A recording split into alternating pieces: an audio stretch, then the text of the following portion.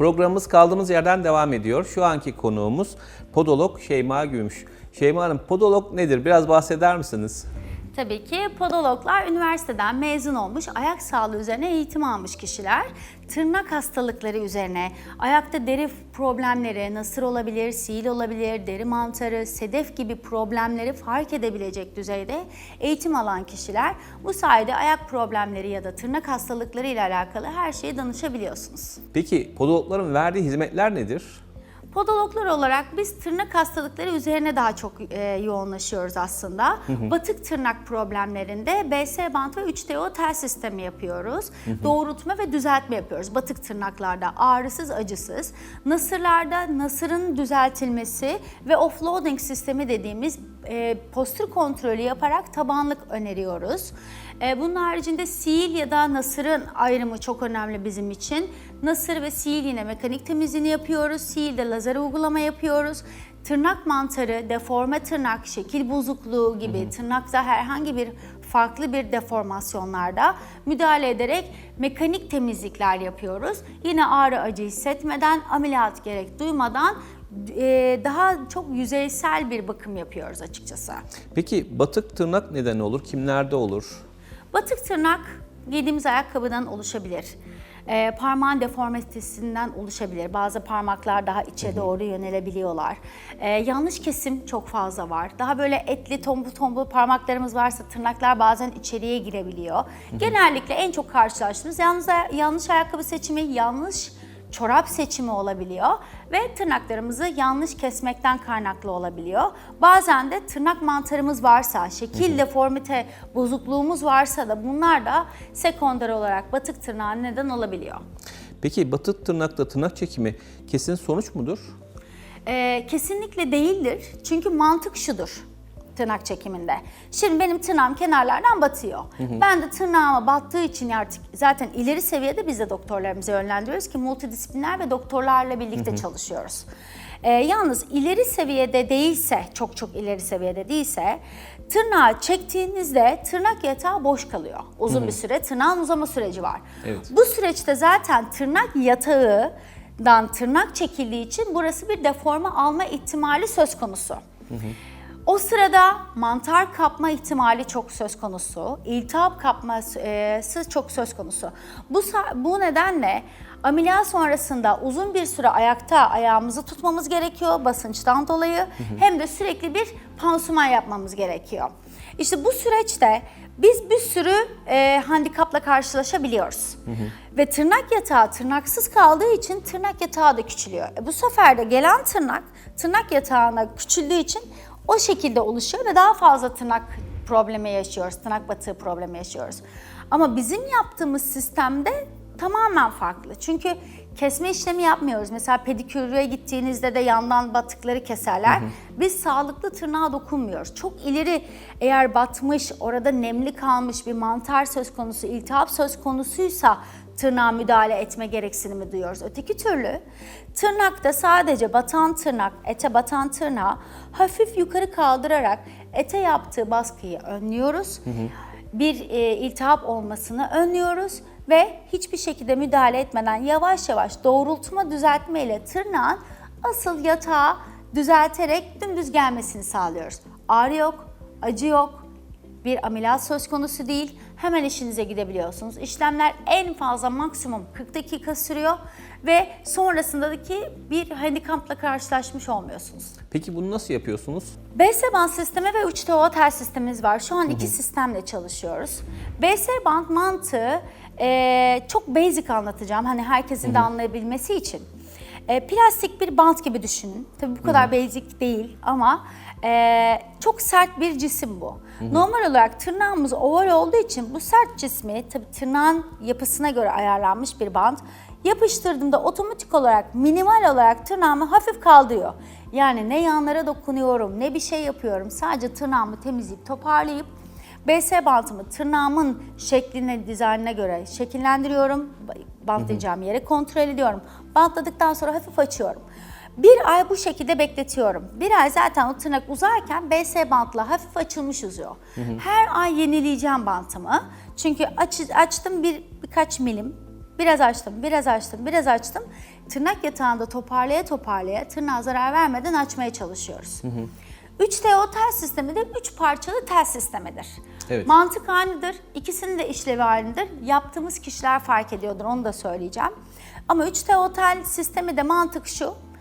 Bir buradan kancayla tırnağımın, bundan çok korkuyorlar tel, aman Allah'ım tırnağım zaten acıyor, ağrıyor, nasıl yapacaklar, altından mı geçiriyorlar, ete mi takıyorlar gibi korkuları oluyor birçok kişinin. Tırnağımızın hafif kenarından tırnağıma böyle küçük bir kanca yapıyorum, mini minnal. Bir öteki taraftan da yapıyorum. Ara telim var, ara telle de o iki tırnağımı alıyorum, hafif kaldırıyorum. Hemen rahatlama hissediyorsunuz zaten çünkü sürekli ete batan bir şey var. Zaten rahatsız orası. Kaldır kaldırmaz bir rahatlama hissediyorsunuz. Sadece bunların yapılan kişiler arasındaki farkı var. Bu da 3TO tel sisteminde BS bant anlatayım. BS bant diyabetli hastalara yaptığımız bir işlem. Çünkü telde yapamazsın. Dolaşım problemi var, his kaybı olabilir, onu hissetmeyebilir, farklı bir kontraindikasyon yaratabiliriz. O yüzden de BS bantı muhakkak diyabetli hastalarda, evet. kalp damar hastalıklarında, dolaşım problemi olan bütün hastalara BS bant yapıyoruz. Bebeklerde de batık olabiliyor. Çok böyle doğduklarında etleri çok yumuşak oluyor, tırnaklar çok batabiliyor. Mümkün olduğunca podotaping yapıyoruz onlara, farklı bir sistem. Ama BS bantta yaptığımız oluyor. Mental bozukluklarda hani tellerde oynama sorunları olabilir diye. Çocuklarda çünkü topa vuramazlar tel yaptıklarında. Çocuklar çok okullarda oynuyorlar, birbirlerinin ayaklarına basıyorlar. Ayakkabıda biraz sıkıntı çekiyoruz çocuklarda. Zaten genellikle ergenlerde çok fazla batık tırnak oluyor. Ayaklar çabuk büyüyor. Bazen biz biraz büyük ayakkabı alıyoruz. Evet. Çocuklar marka düşkünü oluyor maalesef. Ayaklarına uygun bir ayakkabı yerine hangi ünlü, hangi futbolcu daha hangi markayı giymiş diye düşünüyorlar. O yüzden onlarda daha fazla batık tırnak olabiliyor. Bunlarda da yine BS bant uygulaması yapıyoruz. Bir de tabii BS bantın şöyle bir özelliği var. Çok ince bir bant olduğu için kadınlarımız da topuklu ayakkabılarda, stilettolarda rahat kullanabiliyor. Üstüne oje sürüp istedikleri gibi çıkartıp tekrar oje sürebiliyorlar. Hem batık tırnağınızı toparlarken, bu sorundan kurtulurken hem de kimseye çaktırmadan toparlayabiliyorsunuz. Peki batık tırnak olmaması için nelere dikkat etmek gerekir? Ne yapmak lazım? Öncelikle tırnağımızı düzgün keseceğiz. Dümdüz keseceğiz. Kenarlarını sadece çok sivri bırakmadan ovalleştireceğiz. En önemlisi tırnak kesimi. Pedikürcülere gitmeyeceğiz. Podologlara medikal ayak bakımı yaptıracağız. Hani biraz önce de söylemeyi unuttum. Bizim en çok önem verdiğimiz şey ücretsiz muayenelerimiz. Çünkü bir medikal ayak bakımına da gelebilirsiniz. Pedikürden çok bir farkı yok aslında ama steril malzemeler kullanıyoruz. Podologlar ayak sağlığını iyi bildiği için sizi yönlendirebiliyorlar. Ayağımızı hiç suda bekletmeden analiz ederek bir uygulama yaptığımız için problemlerinizi görebiliyoruz. Bu sayede tırnağınızı nasıl kesmeniz gerektiğini de bizden öğreniyorsunuz ve doğru bir şekilde bakım yaptırmış oluyorsunuz. En önemlisi çünkü bu. Bir de yanlardan kesildiği için sağlıklı tırnağı bile bozuyoruz. Kesim, doğru ayakkabı giyeceğiz. Ayağımızın şekline uygun, ayağımızı tanıyarak ayakkabı giyeceğiz. Büyük ayakkabı giymeyeceğiz, dar ayakkabı giymeyeceğiz. Önü dar ayakkabılar tercih etmeyeceğiz.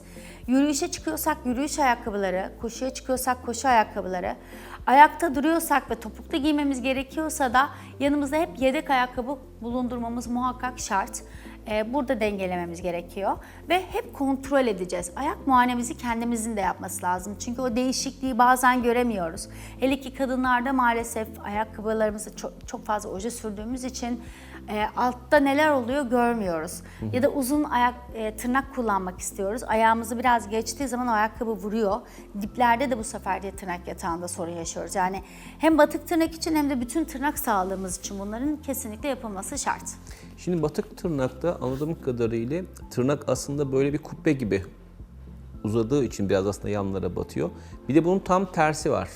Yani ortası çukur, kaşık gibi ama tırnaklar biraz böyle yukarı doğru kalkık gibi. Bu tip durumlarda ne yapıyorsunuz? Şimdi onlar sistemik rahatsızlık olabilir. Şimdi kaşık tırnak dediğimiz bu söyledikleriniz ya da yukarıya doğru çıkan bunların hepsi kesinlikle doktorla ilerlememiz gereken bir durum bunlarda. Onlarda önce müdahale etmiyoruz. Önce bir kan tetkiklerini yaptırıp bir doktora yönlendiriyoruz. Sistemik rahatsızlığı nedir? Nasıl bir uygulama yapmam gerektiğini doktorumla konuşuyorum. Ondan sonra müdahale ediyorum. Çünkü farklı. Bizim yani benim söylediğim şeyler tamamen normal batık tırnaklarda. Ama çok daha farklı tırnak çeşitleri var. Tırnakların üzerindeki o noktalanmalar olabiliyor. Çok farklı şeyler var. Bunlar kesinlikle doktorla müdahale edilerek nasıl gitmemiz gerektiğine bakılarak ilerleniliyor. Eğer kaşık tırnaksa zaten yukarıya doğru çıktıysa tırnak şu şekildedir. Evet. O zaman sadece mekanik temizlik yapıyoruz. Onlar da zaten çok batık tırnak olmaz. Evet. Ama eğer içeriye doğru bombe, yine sistemik, genellikle romatizmal hastalıklarda bunu çok fazla görürüz. Ya da kanser hastalarımızda, kemoterapi sonrasında yine bunları görürüz. Bunlar yine sistemik rahatsızlıklar.